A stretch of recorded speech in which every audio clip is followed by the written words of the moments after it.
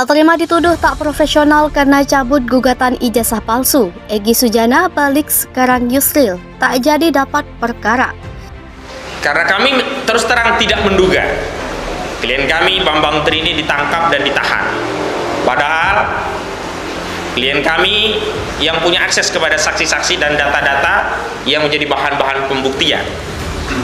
Dan tentu saja ini akan berpengaruh pada proses persidangan. Saya trauma yang tahun lalu, saya tidak mau dalam peristiwa karir advokat saya dikalahkan gitu. Hanya karena tidak mengerti permainan yang ada.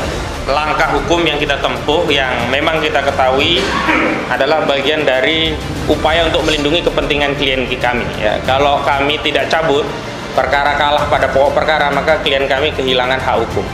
Tapi kalau perkara ini kami cabut, klien kami masih memiliki hak hukum. Nanti setelah selesai perkara pidananya bisa menggugat kembali karena perkara ini belum masuk materi pokoknya. Dicabutnya gugatan itu bukan kalah. Sekali lagi itu bukan kalah. Itu andai kata Bambang Tri tidak dipidana, lain ceritanya kakak. Lain. Bahkan Yusril Iza Mahendra dia bilang menyayangkan. Nah coba tuh Bang Yusril, jangan cuma menyayangkan, gabung deh sama Bang Egy. Ayo, pembuktian itu penting. Dan dengan demikian sesuai dengan ketentuan perdata, kalau gugatan perdata, gugatan perbuatan melawan hukum perdata dicabut sebelum masuk ke pokok persidangan, pokok perkaranya, belum ada jawaban dari tergugat, maka kasus dianggap tidak ada atau case close dengan status 00 atau seri. Nah, itu yang penting.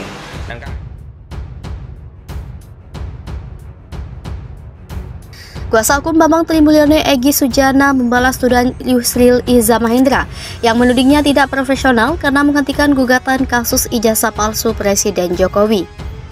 Egy membalas kalau dirinya tak sibuk dengan pekerjaan Yusril, terutama menyangkut pembelaan dalam sengketa Pilpres.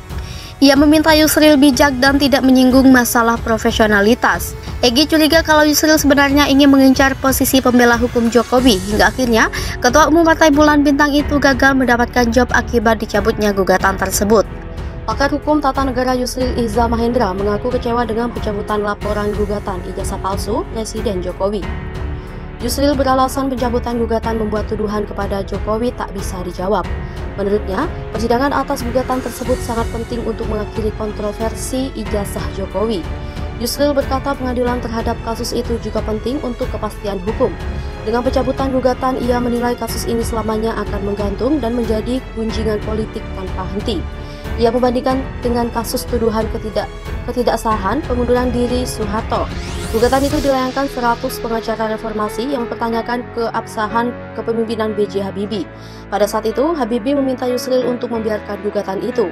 Dia ingin pengadilan yang memutuskan apakah hal itu sah secara hukum. Yusril juga menyayangkan tindakan kepolisian menangkap pelapor Bambang Tri Mulyono dalam kasus penistaan agama. Menurutnya hal itu membuat kesan pemerintah melawan gugatan ijazah palsu Jokowi dengan kasus pidana lain. Bambang Tri Mulyono resmi mencabut dugaan ijazah palsu Jokowi pada Kamis 27 Oktober. Kuasa hukum Bambang Tri Ahmad Kozinudin menyebut pencabutan perkara tersebut juga telah disampaikan dan diterima oleh Pengadilan Negeri Jakarta Pusat. Ahmad menilai penetapan tersangka dan juga penahanan atas Bambang Tri akan berdampak pada proses persidangan. Nantinya lantaran penahanan berpengaruh pada proses pembuktian di persidangan. Dengan demikian, Bambang Tri menurutnya sepakat dengan opsi mencabut perkara. Adapun dengan pencabutan perkara tersebut, kata kasus gugatan ijazah palsu Jokowi akan ditutup atau dianggap tidak ada. Presiden Jokowi tidak datang Egy Sujana. Kalau sampai minggu depan tak hadir juga putuskan saja ini ijazah palsu. Presiden Jokowi sebagai pihak tergugat tidak datang ke Pengadilan Negeri Jakarta Pusat dalam sidang pendata ijazah palsu pada Selasa 18 Oktober 2022 kemarin. Karena ketidakhadirannya dalam sidang ini, tim pengacara Bambang Tri Mulyono menyindir Presiden Jokowi yang diwakili tim kejaksaan. Tim kuasa hukum Bambang Egy Sujana menyampaikan keberatannya dalam sidang itu. Ia menyayangkan tim kejaksaan yang hadir mewakili Jokowi. Menurutnya, Presiden Jokowi di kasus ini tak perlu dibela oleh jaksa karena sifatnya perdata.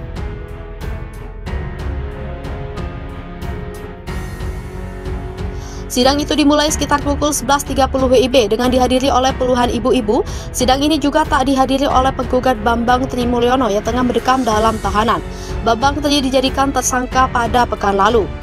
Egy juga menuntut majelis hakim menghadirkan Jokowi di sidang berikutnya, sebab ia meyakini ini momen bagi Jokowi untuk membuktikan kebenaran ijazahnya.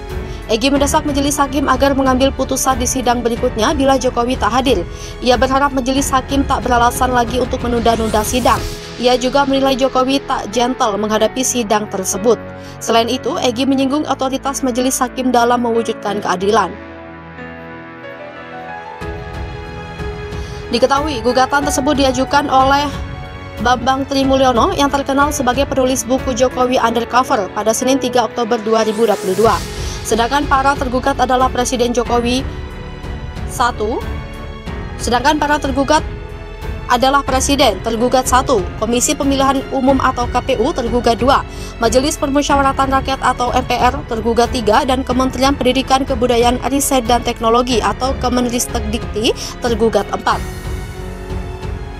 Terkait ijazah palsu, anggota DPR fraksi PDIP diminta mundur. Ketua Aksi Forum Masyarakat Peduli Politisi Bersih, Salman Farisi didampingi Ferry telah menyampaikan surat kepada pimpinan DPR dan Mahkamah Kehormatan terkait informasi dan kampanye tentang pengungkapan kasus pemalsuan ijazah yang selama ini belum terselesaikan secara hukum. Dikatakan Salman terlapor sekarang telah menjadi anggota legislatif dari fraksi Partai Demokrasi Indonesia Perjuangan. Berkaitan dengan itu, FMPPB juga menyampaikan informasi perkembangan penanganan kasus yang telah dilakukan Barreskrim Polri. Ujarnya Rabu 26 Januari. Ujarnya, berkaitan dengan itu, FMPPB juga menyampaikan informasi perkembangan penanganan kasus yang telah dilakukan Barreskrim Polri. Ujarnya, diharapkan pimpinan DPR RI untuk bersikap atas adanya dugaan pemalsuan ijazah yang pernah dilakukan oleh anggota DPR tersebut. Dia menjelaskan karena tidak sepantasnya wakil rakyat yang duduk di Senayan mempunyai jejak rekam permasalah hukum yang belum tuntas. Untuk itu, masyarakat meminta agar DPR segera menonaktifkan saudara F, Rifki Nizami, dari aktivitasnya sebagai anggota DPR RI karena mempunyai permasalahan hukum yang belum tuntas. Kemudian meminta Mahkamah Kehormatan untuk menindak anggotanya yang mempunyai permasalahan hukum, khususnya terkait kasus dugaan pemalsuan ijazah yang belum dituntaskan. Selain itu, FMPBB menyampaikan permasalahan hukum ini kepada pimpinan partai politik, yaitu Partai Demokrasi Indonesia Perjuangan. Dia juga berharap agar pihak PDIP membersihkan anggota politiknya yang masih mempunyai permasalahan hukum agar diberhentikan. Kronologis pemalsuan ijazah perlu diketahui lanjut, kata Salman, kasus dugaan pemalsuan ijazah ini sebenarnya telah lama terjadi. Akan tetapi karena akses masyarakat berkenaan bukti-bukti cukup sulit untuk diperoleh, kasusnya terhenti.